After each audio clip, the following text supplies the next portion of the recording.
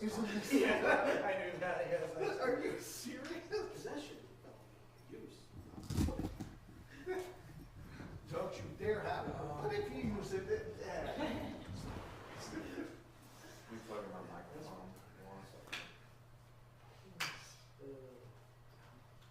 I couldn't really check.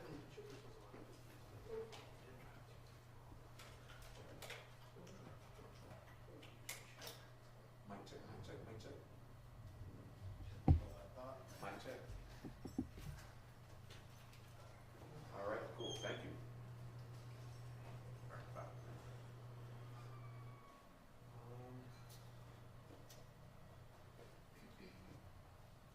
Things to ask them for a mic stand for a press conference. Is that? So we'll just, is that a malt box? No. Yeah, I haven't got the one mic stand. Sorry. No, you're good. Just a little guy, but that's okay. Too big.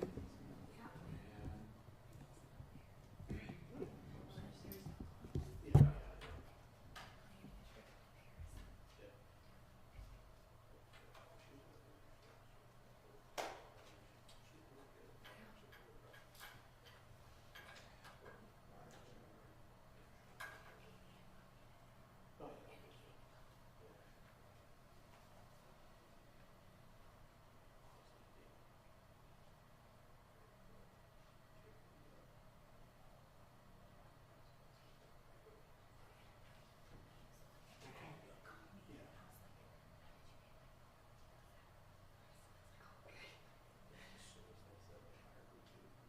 Okay, live 357, 47, 48, 49, Yep, 50.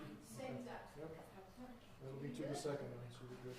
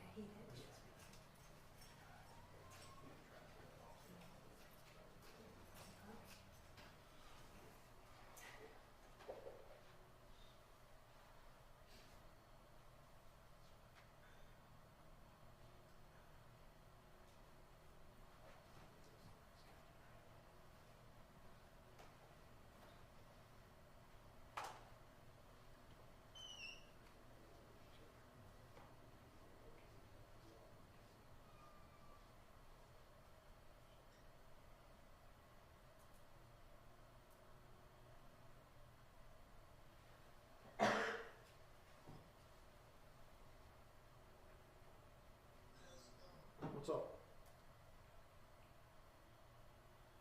No, I'm at this press conference in Austintown. That's all right. What's going on?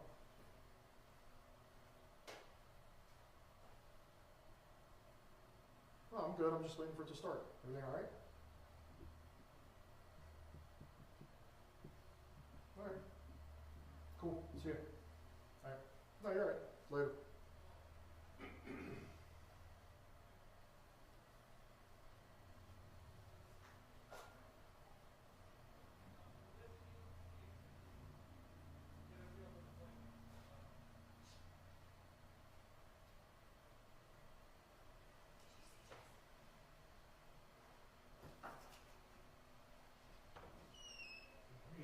Is anyone planning on going live? Okay, alright. I just wanna know where. Just online on the web or wherever. Okay. Yep. Alright. I don't think we're breaking program. We have more than one thing occurring simultaneously, so I'll try to stage accordingly for live. I'm not sure how I'm it's sorry. gonna work. Oh, I don't know the regulations. our trustees are assisting with like some of the food and deliveries and stuff, so I'm trying to get everybody in and out She's on national. Understand. in the right order here. Thank you. Thank you. Where she's exactly, because she already Mark, has yeah, the one she's- that like, her stuff, Um, hair, so. Well, it's up to you guys. I mean, we've set up, I'm not one thing for now, convinced is how we'll well set up a it's resource Yeah. calendar. Yeah. I also think Okay. that Direction to the 1-800 site across. Oh, yeah. We need Yeah, to say, so it's, okay. I think they're in the early stages of All right, figuring if you're out telling me I can go. all that Thank you. Yeah, yeah, and then if you have any update on. If there are any corporations or, I did, yes, I just made a post about it. Okay. It was on any residents.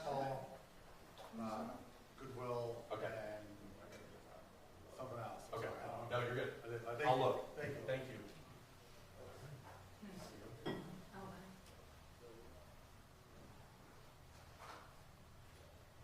Are you, settling in so far? It's been the most first week of work ever.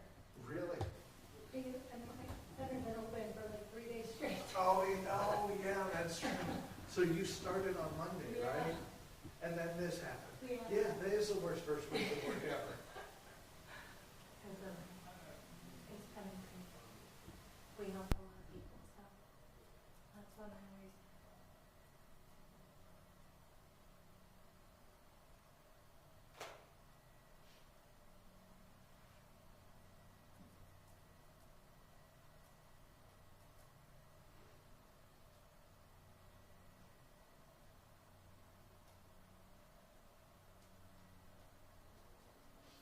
I use Facebook, like, it's so damn difficult to find things.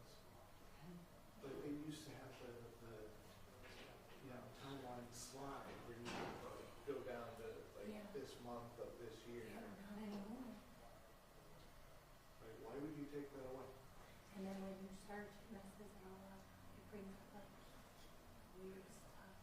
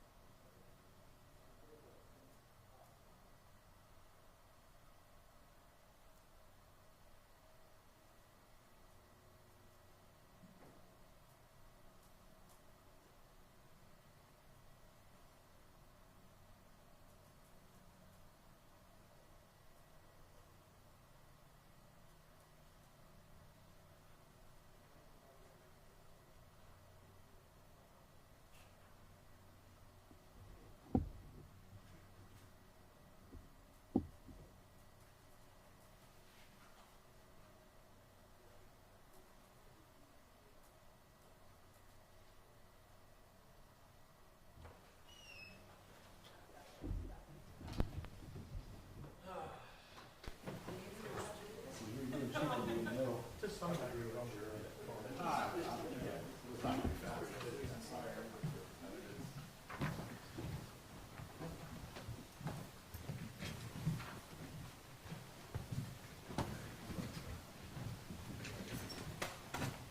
How you guys doing? Hi, Dan. Hey, Chief, how are you? Good, how are you?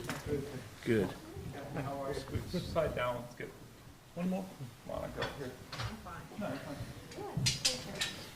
Slide these a little. You guys good with that? Gentlemen, whoever's speaking, if you wouldn't mind sliding mine on the stand, whoever's speaking in front of us. Slide off. Rob, I'm gonna pass some box now for you. Are we good? We got enough room now?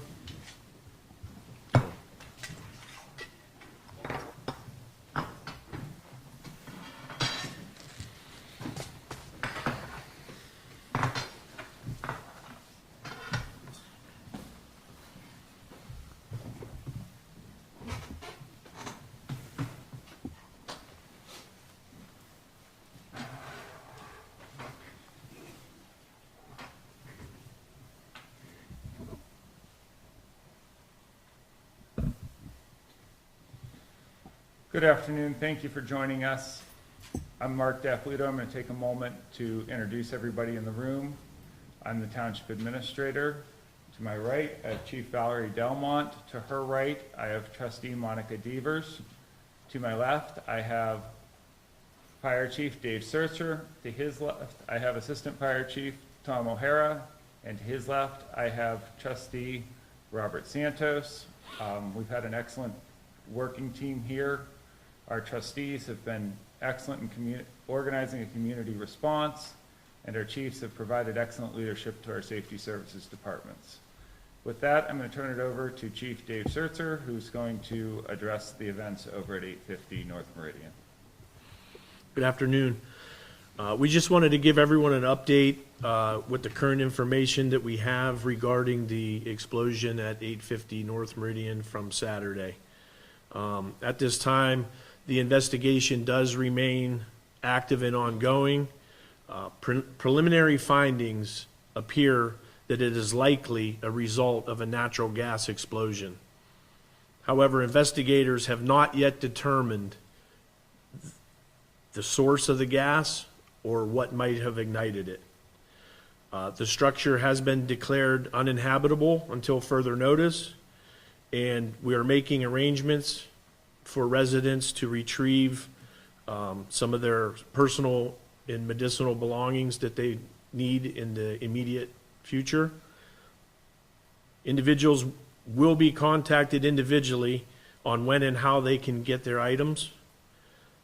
This process will begin tomorrow morning, and it's going to be a systematic approach to efficiently retrieve these items. And from there, we do have patient status updates as far as the individuals that were transported from the building on Saturday, and I'll let Assistant Chief O'Hara report those.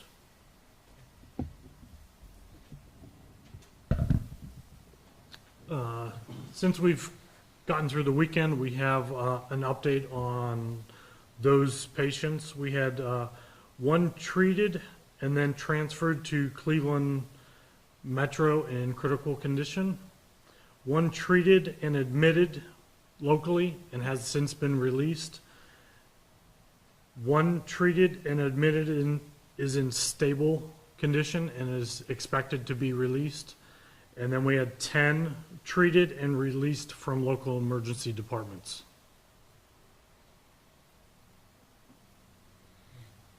And that's pretty much all of the updates that we have as the fire department available at this time. Anybody, where do you want to go from here, Mark? I'm not sure. Just at this time, we'd like to thank all of the community members and supporters that continue to provide resources.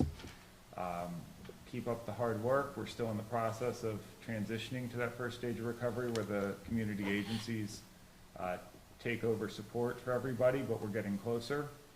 So that the next big goal is to see these residents relocated to permanent housing. Trustee Santos, do you want to? Thank you.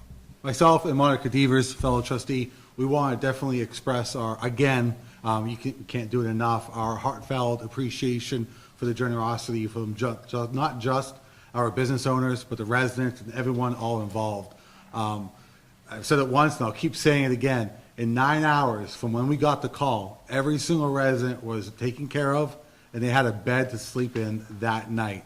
That is phenomenal work from all of our emergency responders, everyone involved. We couldn't have done it without them, and it's truly humbling to be part of a community and an establishment such as that.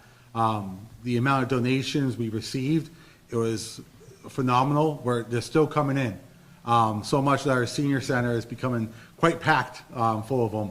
But thanks to the collaborative effort of United Way, and we're now relocating those items where they have the facility and the staffing to be able to divide that items and give it to the residents in the most efficient and effective way possible, so that way these residents have what they need to live and they can get back on their feet in the quickest way possible, because after all, our residents are our top priority So again, thank you all. Thank you to the fire chief, assistant fire chief, our police chief, all of our responders that were there on scene from first second. It was a phenomenal effort. We all were involved. Thank you guys. And it's truly heartfelt, and that's what Austintown and the Mahoning Valley is all about. So thank you. I encourage everybody, if they're still looking to donate, to go ahead and go on Austintown Township's page where we have a link on our resource tab. There are some unfortunate scammers out there, so we encourage everyone to go on our page, which will direct you to the correct location if you want to provide a donation. We are asking people to donate to the local entities such as United Way. So our website page is austintowntownship.com. Head on there and you'll see the resource tab. We will be making the same link available on our Facebook page. If you have any questions or concerns, feel free and contact the township, and I'll be more than happy to direct you to who you need to contact. So, On that same page will be resources for media, as well as resources for residents, documents they may need to file insurance claims as they become available, as we have public records that are available related to the incident. They'll be posted to that page. That's a good place for everyone to watch for updates and documents they may need to file their own renter's insurance claims. And then Trustee Devers. I'm just happy that, our main concern was the health and safety of these residents. And I thank the community so much for the help. And all of these people here and everybody, this community, worked together as a group, and it was heartfelt. And thank you so much. All right, and I'm going to let Chief Delmont speak for just 1 second, and then we'll wrap it up. I just wanted to say thank you to all the people that were there and all of our officers that responded. It was done in a very orderly way, and our officers thank everybody for their cooperation and for the communication between agencies and for everybody that showed up to help at the initial scene. All right, well, that concludes our update for today. We thank you for being with us, and we will notify you guys of further updates when they're available. Chief, can you take a question? I can't take a question, but before I do that, I guess I've given updates, but I've never actually taken the time to publicly thank not only our fire department, all of our members, Chief O'Hara. He stepped in and filled a huge role Saturday. I was out of town on my way back from vacation, and these guys, from the reports I keep getting, did a phenomenal job, and it's humbling to work with people like this. Chief Delmont, her officers did an incredible job as well, helping getting residents out in a quick manner, and all of our neighboring community mutual aid partners that came in. I won't mention them all because I'll forget somebody, but they know who they are, and they know that we appreciate them very much. And with that, I'll take your question. Chief, can you kind of lay out the plan that is in place, if you have one already, for who will be called first? Will they be going in with firefighters or other people from the township? How much time each person might get? Do you kind of have those things in order yet? We do. We have that plan in place. Those individuals will be contacted and given all that information. I don't know that it's necessarily a public thing to know when they're going to be there, and we don't want an overabundance of people showing up at the scene all at one time. So we're trying to orchestrate it in a manner, in a orderly fashion. So just a quick synopsis would be, we're going to do it by floor, and they'll have an hour and a half or so for the whole floor to get it done. So each individual, I don't know how long it's going to take them to get what they need. We're thinking not too long, but we'll make sure that they get what they need. Should residents bring, I don't know, flatbed trucks? Should they bring extra people with them to help them move things? Is this just basic small things? This is going to be basic small things. They will be provided with a very large bag that will hold some clothing, any personal needs that they would need to bring with them, laptop computers, tablets, whatever they may need to get with their medications, different items. And that should be enough to get them through the interim until they can return at a later time to get the rest of their stuff, which will be maintained safe until they can get back there. Is there any further updates on the viability of the building? The structure itself, has there been talk of repair? Has there been talk of tearing down, or are we just way too early? It's way too early right now. We're just, kind of getting through the investigation part of it all. So we don't really know definitively what is going to happen with the building. But preliminary reports seem like structurally it may not be very compromised. It's, I don't want to say more cosmetic, but it may not, it may be okay. If I may ask about, like, the senior citizens, like, where are they staying? I know some mentioned like hotels, family members, I guess, where are most of the seniors living at this point? If I can jump in on the prior question for just a second, I think there's a lot of things that are still waiting to be worked out with the insurance adjuster when he arrives on scene. We are still waiting for representatives of the building to come forward with the insurance adjuster to make some future determinations as to the future of the building.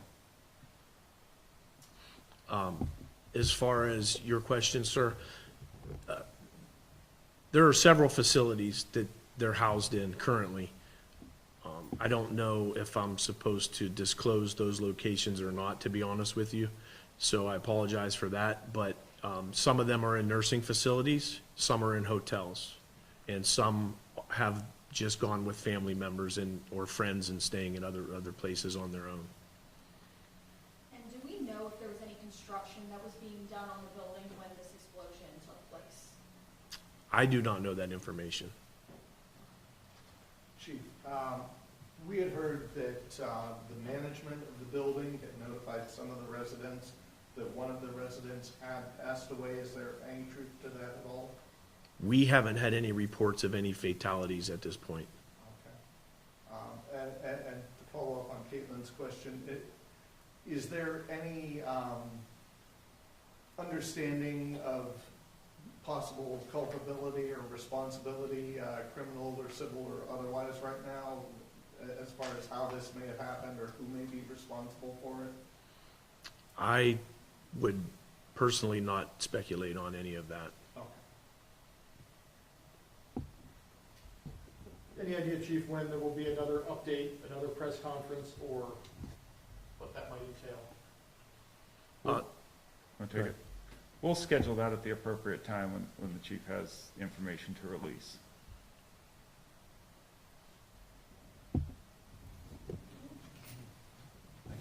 Good. Thank you. Thank you, guys.